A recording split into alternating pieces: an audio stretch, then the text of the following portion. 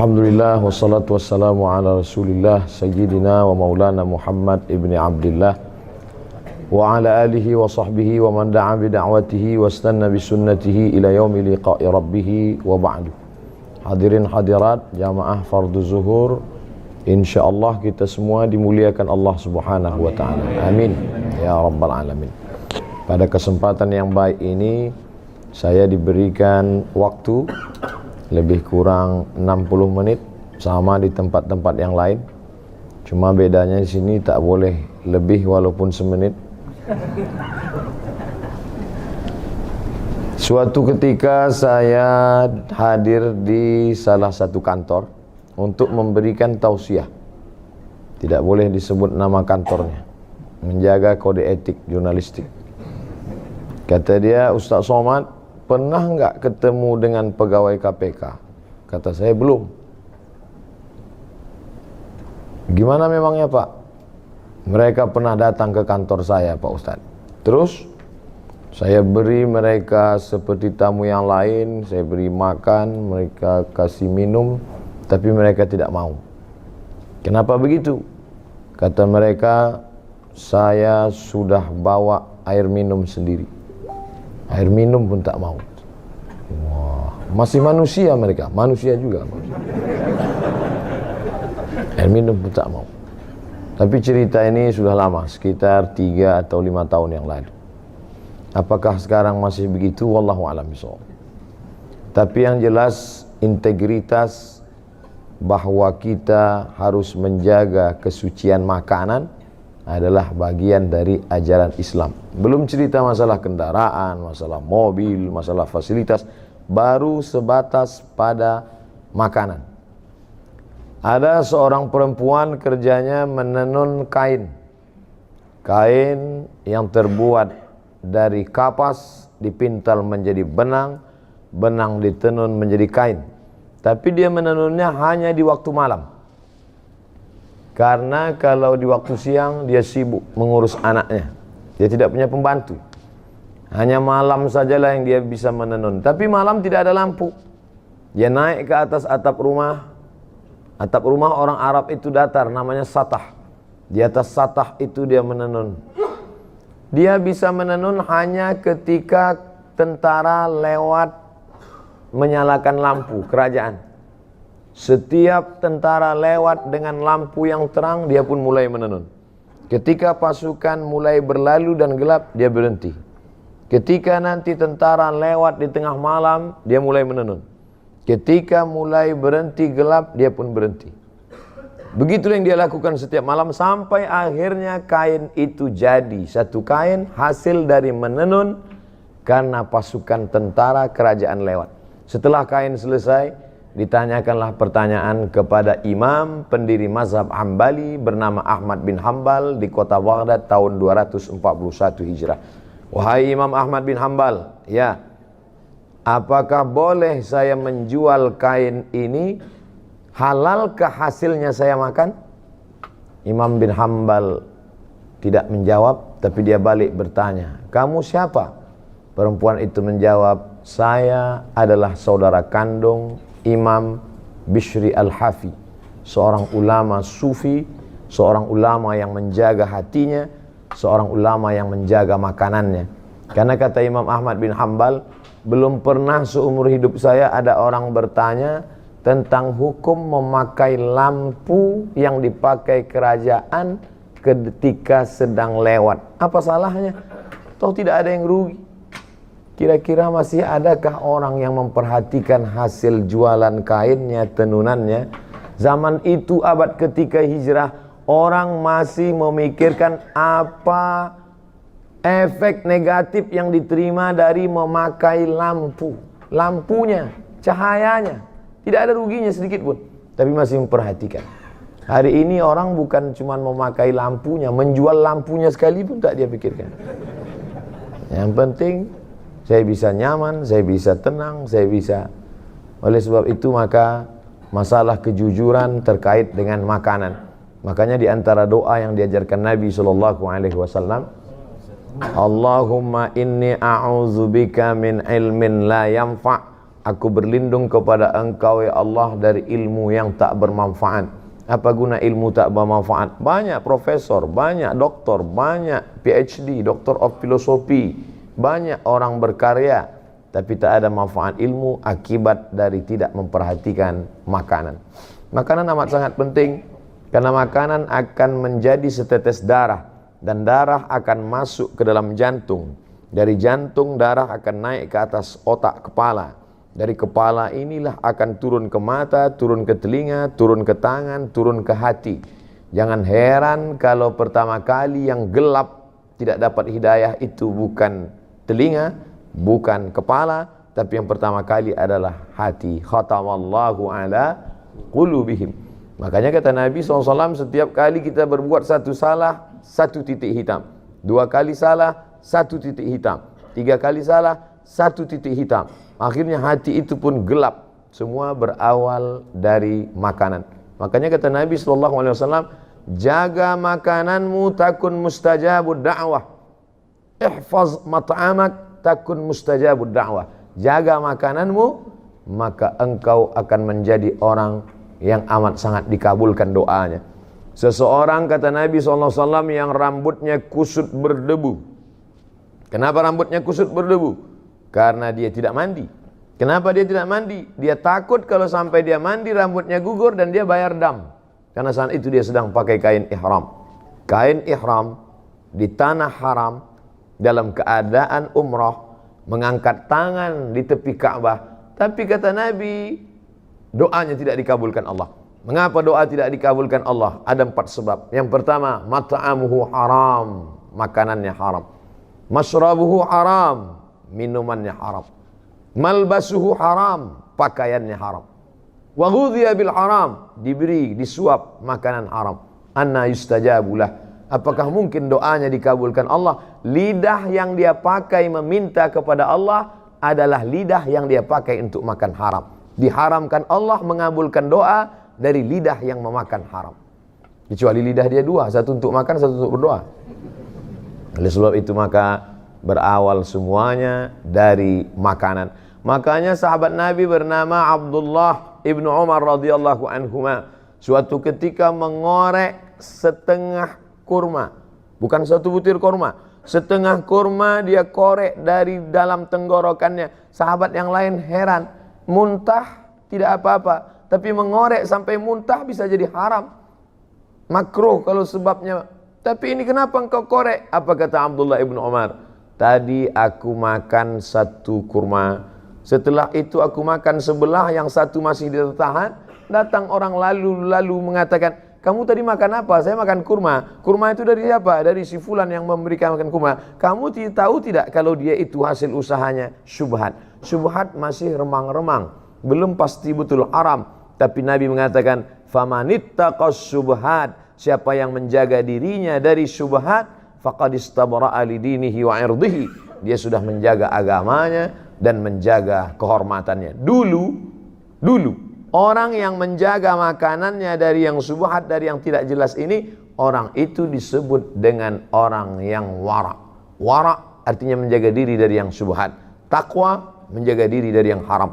Dulu kalau ada orang mengatakan, tadi baru saja ada orang datang membawa uang kemari dan saya menolaknya, orang itu akan dikatakan kamu adalah orang 2, wara atau takwa. Hari ini kalau kita berkata, tadi ada orang membawa harta yang banyak tapi saya tidak mau, saya tolak, maka sepakat teman-teman kita akan berkata, kamu adalah orang yang bodoh.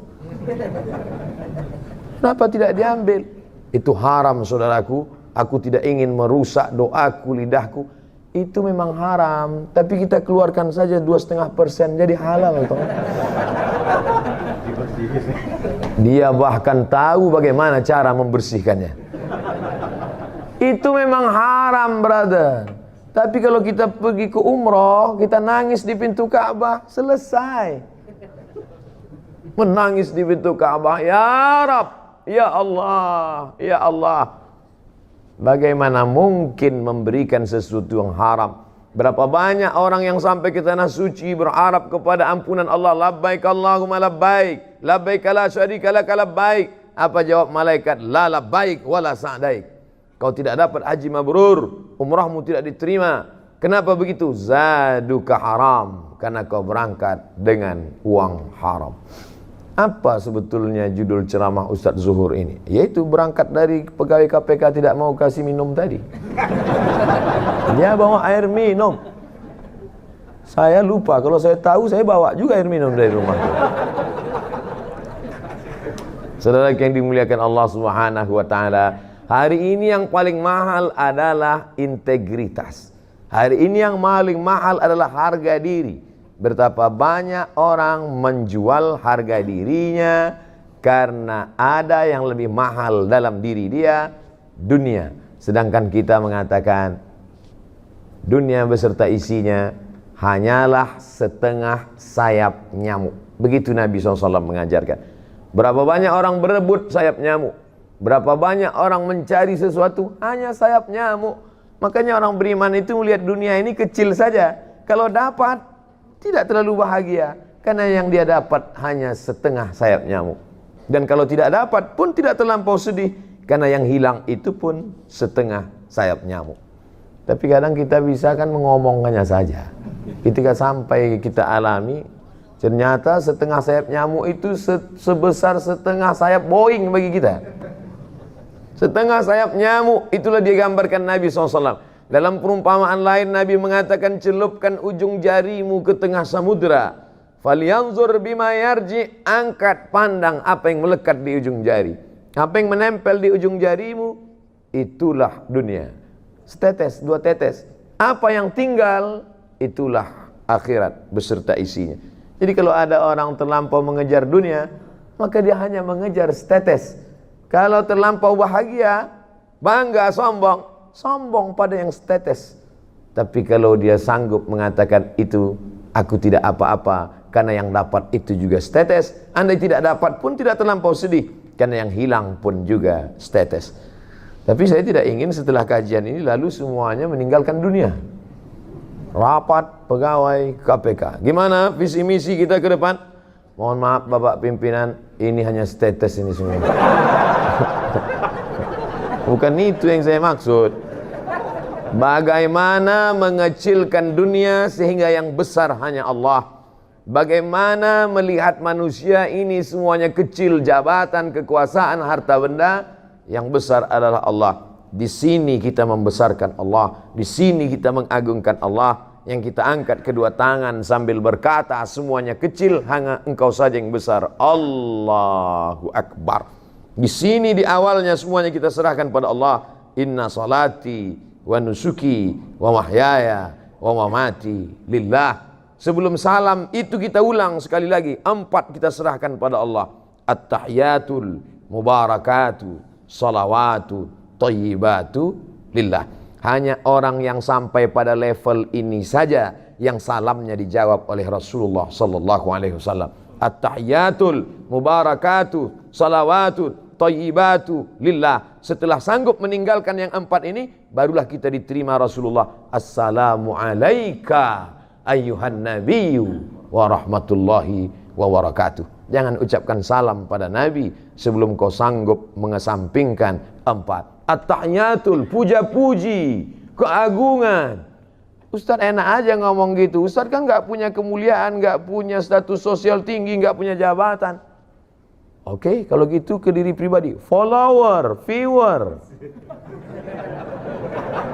At-tahiyatul mubarakatul, segala keberkahan. Salawatul, segala doa-doa. Thayyibatul, semua kebaikan, kemuliaan. Bukan punya kita, lillah, punya Allah Subhanahu wa ta'ala. Tapi bicara begitu kan menggerakkan lidah. Apa susahnya? Actionnya bagaimana? Maka ada orang-orang yang menurut sebagian kita luar biasa. Menurut sebagian kita apa yang dia lakukan ini luar biasa. Tapi bagi dia di hadapan Allah itu hanya biasa-biasa saja.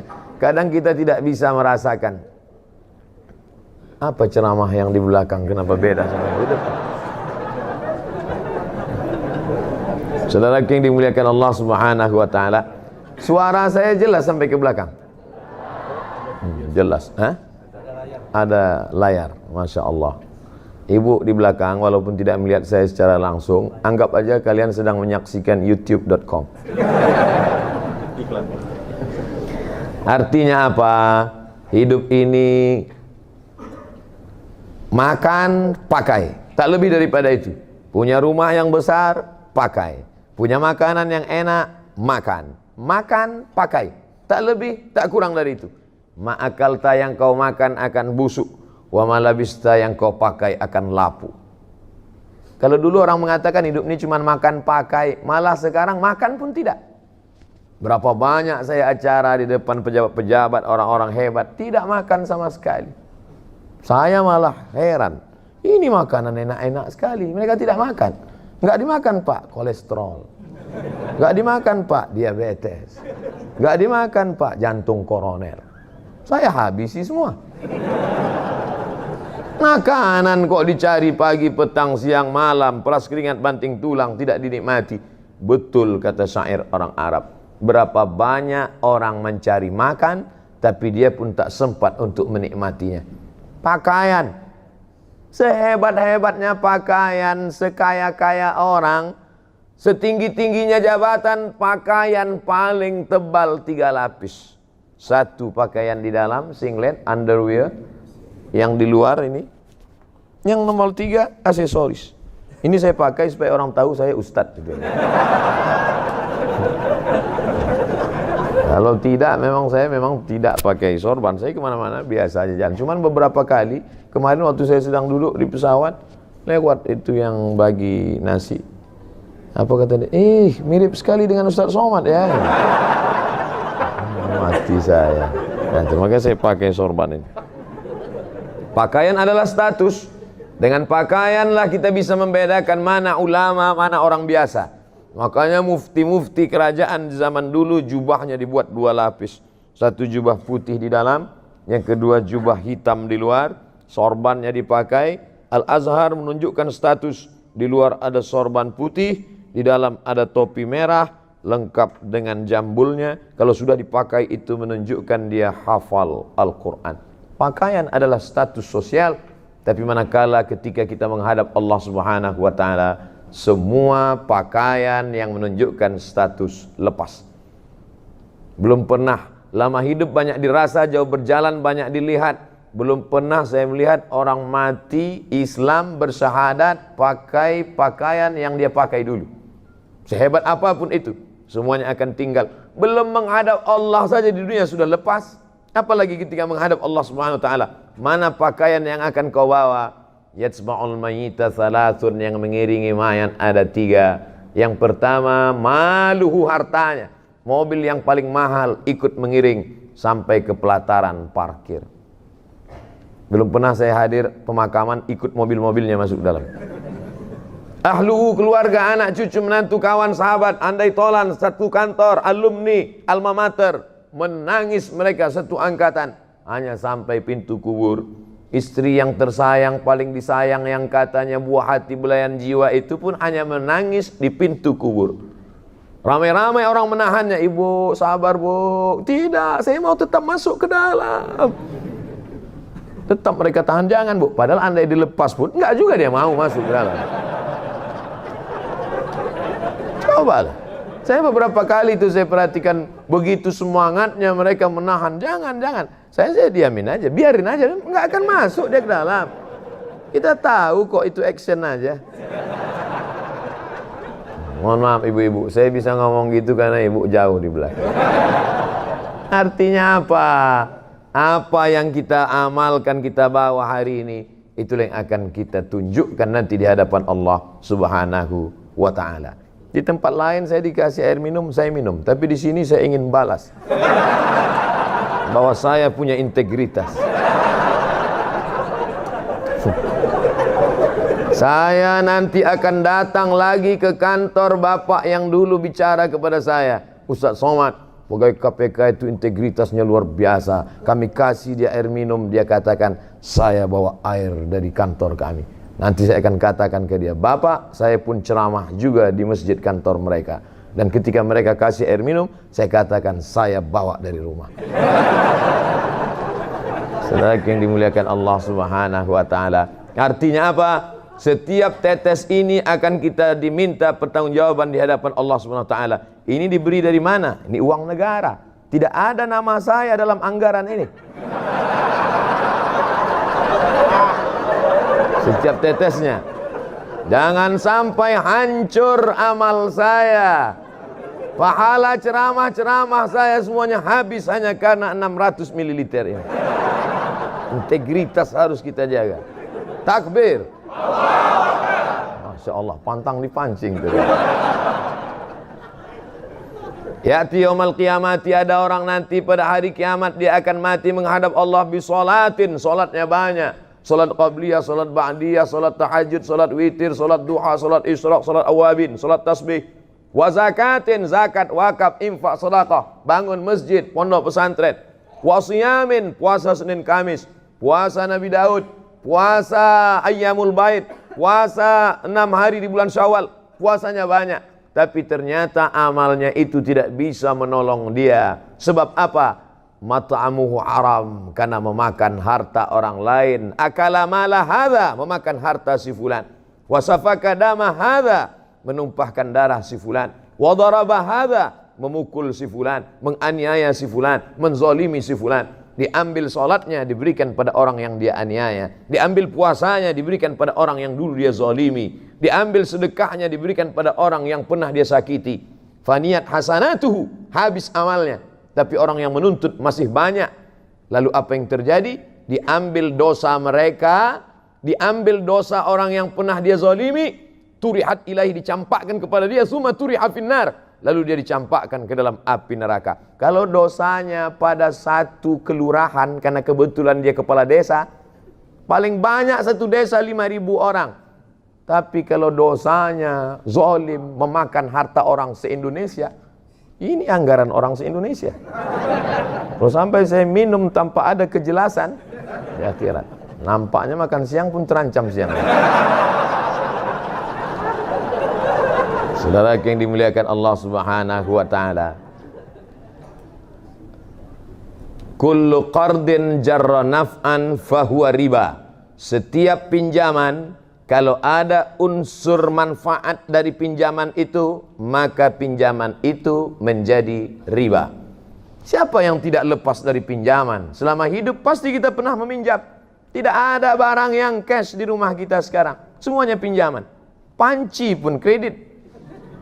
Semuanya pinjaman.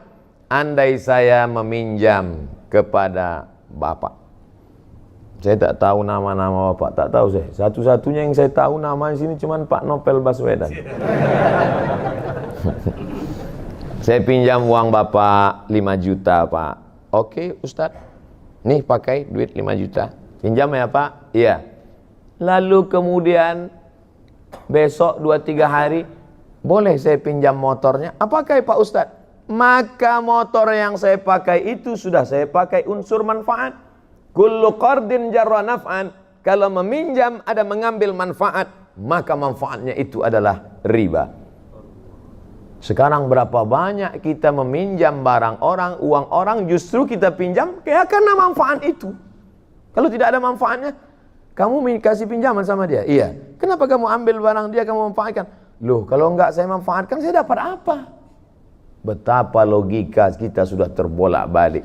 Pernahkah ini terjadi pada ulama-ulama dulu? Ya, ada seorang ulama namanya Abu Hanifah. Kalau saya sebut Abu Hanifah banyak yang tidak kenal. Saya sebut nama lengkapnya Nu'man bin Thabit, juga tidak kenal. Tapi kalau disebut Imam Hanafi, oh. Makanya kalau kenalan sama orang tanya nama lengkapnya. Nama siapa? Abdul Somad.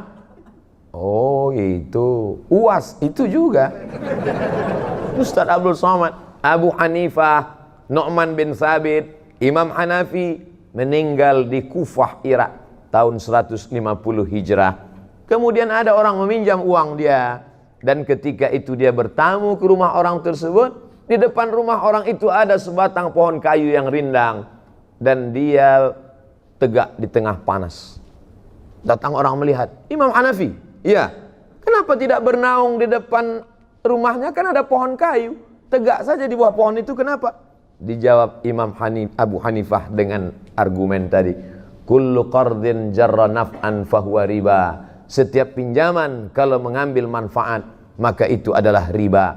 Tegak di depan rumahnya, yang di bawahnya ada pohon kayu, yang tempat bernaung tidak kena panas, maka tegak di bawah pohon kayu itu pun, jangankan masuk ke dalam meminum airnya, jangankan masuk ke dalam memakan kuehnya, jangankan masuk ke dalam meminjam untanya, berdiri di depan rumahnya mendapatkan naungan pun sudah termasuk dalam kategori riba. Jadi ulama-ulama itu dulu kenapa ilmunya berkah? Lagi-lagi menjaga makanan dan minuman. Kalau lidah yang dipakai tidak pernah makan riba, makan haram itu, maka akan masuk ke dalam hati manusia. Kalau kita dengar ceramah orang, masuk dia ke dalam hati kita, insya Allah. Tapi kalau tidak, ini nanti di akhir coba ceritakan, masuk apa tidak. Kalau tidak, berarti lidah saya ini sudah makan macam-macam. Saudaraku yang dimuliakan Allah Subhanahu wa taala, tapi Allah tidak bebani kita di luar kemampuan kita. La yukallifullahu nafsan illa wus'aha. Tadi saya mulai jam 1, jam 12 lewat 15. Masya Allah. Itu enaknya kita ceramah di KPK ini. Mereka tepat waktu. Saya dikasih tahu Ustadz hanya sampai jam 1. Lewat lebih korupsi. Karena mereka ini sangat punya integritas Ustadz. Kalau di tempat lain Ustadz lewat dikit aja 15-10 menit mereka tetap nggak apa-apa, lambat-lambat dikit nggak apa. Di KPK Ustadz jangan coba lewat 1 menit aja mereka bubar sendiri. Daripada Ustadz malu, bagus Ustadz tutup sebelum habis. Sakitnya nggak seberapa, malunya. Ini kan direkam. Nanti masuk ke YouTube, apa kata orang? Ustadz Somad ditinggalkan jamaah karena korupsi. Luar biasa. Masya Allah, tabarakallah. Saya terus terang, ceramah ini udah kemana-mana. Dari mulai Sabang, sampai ke Sydney, sampai ke Melbourne. Di Hong Kong nggak jadi. Terus terang banyak. Tapi yang paling hati saya agak-agak cemas ceramah di KPK ini. Makanya tadi entah doa-doa apa saya baca sebelum masuk. Bismillahilladzi la yadurru ma'asmihi syai'un fil ardi wala fis sama'. Ya Allah, dengan kusebut namamu, tidak ada satupun yang datang menimbulkan mudarat, tidak satupun yang dapat memudaratkan aku, baik di langit maupun di bumi, apalagi pegawai KPK. Harus dibaca itu, ada keyakinan yang kuat bahwa kita ditolong oleh Allah Subhanahu wa taala. Syarat pertolongan Allah turun, maka jangan pernah melawan perintah Allah. Kata Nabi sallallahu alaihi wasallam, ini namanya Jabal Rumat, bukit pemanah. 70 pemanah dipasang di atas. Nanti aku akan perang di bawah, namanya perang Uhud. Kalau pasukanku menang di bawah, kamu jangan turun. Dan andai aku mati bersimbah darah, kalah pun kalian jangan turun. Tetap pasukan pemanah di atas. Ternyata yang namanya manusia lupa dan lalai. Begitu mereka melihat pasukan Nabi di bawah kalah, langsung mereka turun. Melihat pasukan Nabi menang, mengalahkan pasukan musyrik kalah, mereka langsung turun ke bawah, tergoda ingin mengambil harta rampasan perang. Apa yang terjadi? Datang pasukan Khalid bin Walid dari belakang. Waktu itu dia belum masuk Islam, tahun ketiga. Turun dia menyerang dari balik. Maka umat Islam dikepung dari dua arah. Satu dari kanan, satu dari kiri. Meninggal sahabat terbaik, Sayyidus Syuhada, Hamzah bin Abdul Muttalib. Perang itu terjadi di Bukit Uhud. Makanya nanti kalau umrah di atas Bukit Uhud itulah nampak. Ini pasukan muslim, ini pasukan musyrik, pasukan turun dari Jabal Rumat, dikepung dari dua arah. Orang ziarah di padang Uhud itu menetes air mata, yang ngerti sejarah. Tapi kita pergi umrah, apa yang terjadi di atas? Melihat, ketawa si Kiki. Hai mama. Orang berilmu saja yang memahami perjalanan sejarah. Apa yang ingin Ustadz sampaikan pelajaran dari perang Uhud? Bahwa sekali saja perintah larangan Rasulullah itu dilanggar, kekalahan bersimbah darah. Berapa kali pertolongan Allah tidak turun gara-gara kita tidak ikut perintah dan tidak menjauhi larangan Rasulullah. Sekali saja larangan Nabi itu dilanggar, tak jadi kemenangan itu datang. Bolak-balik kita mengatakan hasbunallah wa ni'mal wakil, ni'mal maula wa ni'man nasir, la haula wala quwata illa billah. Kenapa tidak turun pertolongan? Karena tidak cukup syarat. Kalau cukup syaratnya, pertolongan Allah akan datang. Maka 5 kali sehari kita katakan, innaka la tukhliful mi'ad. Engkau tidak akan ingkar janji, ya Allah. Maka saudara-saudaraku sekalian, ibu dan bapak muslimin muslimat, bersyukurlah bekerja di tempat orang-orang menjaga integritas. Bersyukurlah bisa bekerja yang kerjanya sekaligus adalah ibadah. Ini banyak orang memisahkan antara kerja dan ibadah. Kalau dia sudah beribadah, sholat, puasa, zikir, khusyuk sekhusyuk-khusyuknya. Kalau udah masuk masjid, astagfirullah, astagfirullah. Jadi kita nanti acara itu, subhanallah, subhanallah.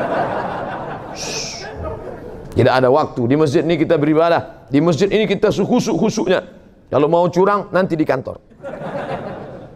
Ini sekuler. Memisahkan antara agama dengan kerja. Memisahkan antara Tuhan. Padahal dalam Islam, dimanapun berada, wa huwa ma'akum aynama kuntum. Dimanapun kamu berada, Allah tetap mengawasi kamu. Oleh sebab itu maka di kantor ibadah, di masjid ibadah, di Masjidil Haram di Makkah ibadah, di Indonesia ibadah. Ini sekarang banyak orang kalau sudah di Masjidil Haram sehusyuk-husyuknya, tapi kalau sudah di tanah air, ketika di Mina melontar setan sampai kesetanan. Tapi ketika kembali ke tanah air, setan-setan pun heran. Loh, yang ngelontar dulu kan ente. Kok malah ngajak melanjutkan MOU lagi, kata dia. Ini apa yang terjadi ini? Ternyata agama kita tidak kafah. Kita sudah memotong-motong. Ada parsial-parsial. Padahal Islam menyuruh kita, ya ayyuhalladzina amanu, hai orang beriman, udkhulu, masuklah kamu fi silmi, dalam agama Islam. Kafah. Di kantor ibadah, di rumah ibadah, di jalan pun ibadah. Kalaulah di jalan itu tidak ibadah, kasihan sekali bapak-bapak polisi di jalan meluruskan lalu lintas, tidak bernilai ibadah. Kalaulah malam itu tidak ibadah, kasihan sekali petugas jaga malam tidak ibadah. Maka semua hidup ini adalah ibadah. Ustaz Somad enak aja ngomong gitu. Ya Ustaz, ceramah adalah ibadah, khutbah adalah ibadah. Lalu kami ini, maka kerja bapak ibu adalah ibadah. Kalau mati dalam kerja ini, maka matinya adalah mati syahid. Ini ancaman-ancaman luar biasa, tekanan-tekanan luar biasa. Kalau tidak difahami dengan itu, kemana dasar? Dasar utama bekerja adalah akidah la ilaha illallah. Setiap langkah adalah ibadah, hembusan nafas adalah ibadah, detak jantung adalah ibadah. Mati dalam ibadah ini, makanya mati syahid. Bapak setiap pagi harus berkata, Mama, my darling, my lovely, izinkan aku untuk jihad fisabilillah. Langsung dia jawab, takbir papa. Karena kerja adalah ibadah. Kalau tidak begitu nanti kita akan datang takut, datang cemas, datang ngeri, datang. Orang kalau terlampau takut hidup ini, detak jantungnya tidak normal. Ujung-ujungnya mati juga. Mati kenapa? Tekanan jantung. Apalagi di Jakarta, tekanan jantung ini luar biasa. Di kantor tekan atasan, di jalan macet, di rumah tekanan ibu rumah tangga, gelang tetangga lebih besar, mobil lebih mewah, persaingan hidup ketat, HP baru, ujung-ujungnya mati muda, tak sempat menikmati pensiun. Maka apa yang bisa menenangkan jiwa ini? Pahamilah bahwa hidup ini seluruhnya semuanya adalah ibadah. Pagi langkahkan kaki, bismillah, ku sebut nama Allah, tawakkaltu ala Allah, aku hanya berserah kepada Allah, la haula wala quwata illa billah. Panjang umur sampai besok pagi, bertambah ibadah. Mati petang ini, syukur, berarti tidak lagi banyak dosa. Abdul Somad, andai hidup aku besok pagi, ibadah, karena aku akan menyampaikan tausiah di Sumatera Utara. Andai mati malam ini, alhamdulillah, berarti besok tidak naik pesawat lagi. Loh, apa hubungan dosa dengan pesawat? Sedikit banyak mata kan melihat juga lutut-lutut apa airport. Tak terelakkan. Saudara yang dimulai, saya real saja. Saya tidak mengatakan bahwa saya ceramah tadi masalah setetes air pun masalah saya nyamuk lalu kemudian saya kemana-mana pejam mata, kan tidak. Lalu kalau Ustaz naik pesawat di airport semua Ustaz lihat itu. Saya tidak melihat. Cuman kan kita terlihat. Tinggal lihat. Kita hidup di alam nyata. Kita bukan di alam malaikat. Saya kira malaikat pun dapat memaklumi itu. Kita beristighfar. Astaghfirullahaladzim. Kita hidup real nyata. Mati malam ini, alhamdulillah, bersih dari segala dosa. Besok tidak buat dosa lagi. Hidup besok pagi, alhamdulillah, berarti kita masih bisa beramal soleh. Tapi mesti dipahami juga ini, ada namanya amal mahdhah.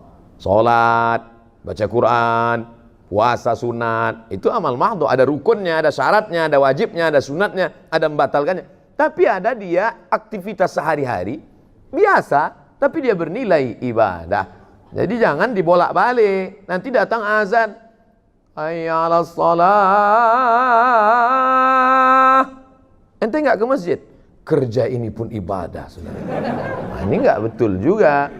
Karena kalau panggilan atasan kita bukan main lagi. Besok datang jam 7 ya, siap Pak. Besok datang pagi ya, oke Pak. Tapi kalau panggilan Allah Subhanahu Wa Taala, ente nggak sholat ke masjid zuhur, waktu panjang saudara. Tapi kita kan sholat berjamaah itu. Iya, ulama kan ikhtilaf dalam masalah ini. Kenapa kita jadikan ikhtilaf ulama itu sebagai rukhsah keringanan, padahal badan kita sehat? Tapi hari ini saya bangga luar biasa. Ini bukan pondok pesantren. Ini bukan kantor Kementerian Agama. Ini kantor KPK, guys. Tapi jamaah sholat zuhurnya luar biasa. Ini setiap hari seperti ini. Nah, saya nanya aja. Luar biasa. Masya Allah, tabarakallah. Mudah-mudahan kita tetap istiqomah melaksanakan ini. Al-istiqamah, satu istiqamah khairum min alfi karamah. Satu istiqamah lebih baik daripada 1000 karamah. Badan kebal bisa ngilang, terbang di awan, jalan di atas air, tak ada gunanya, karena semua akan tinggal. Tapi satu istiqamah, alladzina qalu rabbuna Allah, orang yang berkata Tuhanku Allah, tsumma istaqamu, istiqamah dia, tatanazzalu alaihimul malaikah, turun malaikat sebelum dia mati. Apa kata malaikat? Allah takhafu, jangan kau takut, wala tahzanu, don't be sad, jangan kau sedih. La tahzan, jangan sedih. Orang mau mati itu ada perasaan dua. Pertama, takut menghadapi sakaratul maut, takut menghadapi azab kubur. Yang kedua, sedih. Sedih meninggalkan anak, sedih meninggalkan rumah yang besar, sedih meninggalkan istri akan diambil brownies. Sedih. Nah, tengok, ibu udah senyum-senyum di belakang. Tapi sedih dan takut itu hilang karena malaikat menenangkan dia dan semuanya mati dalam keadaan husnul khatimah. Di akhir majelis ini Al-Faqir Abdul Somad hanya minta request satu saja, doakan Abdul Somad mati husnul khatimah. Amin. Jangan sekarang, kita masih ada jadwal lagi. Saya tahu waktu sudah habis, tapi jangan terlalu tunjukkan kan. Doa di masjid dikabulkan Allah, doa selesai sholat dikabulkan Allah, doa berjamaah dikabulkan Allah. Maka di hari majlis, doa di majlis ilmu dihadiri malaikat dikabulkan Allah. Tak tahu entah dari mulut yang mana doa itu mengetuk pintu-pintu langit. Nampaknya dia manusia biasa saja, bukan ulama, bukan ustadz, tapi rupanya hatinya bersih, makannya bersih, tak pernah makan syubhat. Sekali amin dari mulut dia mengetuk. Itulah mengapa kita selalu doa istisqa beramai-ramai, doa minta hujan ramai-ramai. Ustadz, ini kenapa kita sudah istisqa tapi hujan gak turun juga Pak Ustadz? Bukan salah saya. Terus yang bakar hutan itu ikut doa sekalian. Mana mau dia? Begitu cara saya membela diri saya, daripada saya dipojokkan terus. Maka di akhir majlis ini mari kita sama-sama berdoa. Ala hadhihi niyyah al-Fatihah. A'udzubillahi minasyaitonir rajim. Bismillahirrahmanirrahim. Alhamdulillahirabbil alamin. Arrahmanirrahim. Maliki yaumiddin. Iyyaka na'budu wa iyyaka nasta'in. Ihdinas siratal mustaqim. Shiratal ladzina an'amta 'alaihim ghairil maghdubi 'alaihim waladdallin. Amin. Allahumma shalli ala sayyidina Muhammad wa